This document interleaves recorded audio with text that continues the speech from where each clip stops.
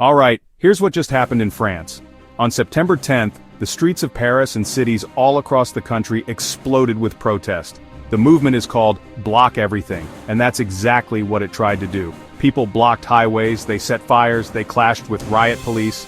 It was loud, chaotic, and a little bit historic. So why all this rage? It's the first day on the job for Sébastien Lecornu, France's brand new prime minister.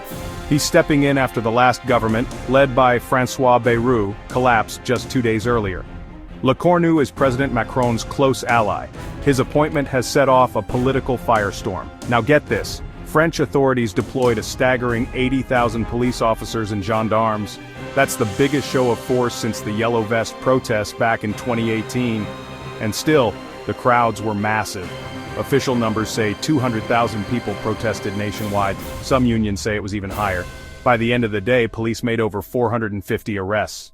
There were more than 800 protest actions, rallies, burning barricades.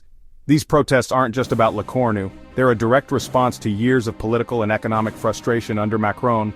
People are angry about deficit cuts, the sense that politicians aren't listening, and the feeling that France keeps cycling through leaders without real change.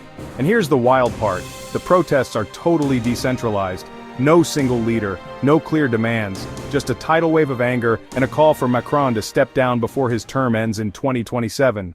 That makes them unpredictable and tough for the government to control.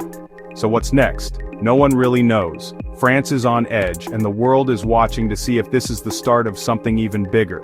If you're watching this from France, stay safe. And for everyone else, keep an eye on this story. Things are changing fast. This is Macron's 5th prime minister in less than 2 years, highlighting the political instability plaguing France. The protests reflect an ongoing cycle of unrest that has characterized Macron's presidency since his re-election in 2022. Over a dozen police officers were injured during the demonstrations. Interior Minister Bruno Retailleau reported the final numbers by evening. The protests weren't limited to Paris, they spread across major cities throughout France.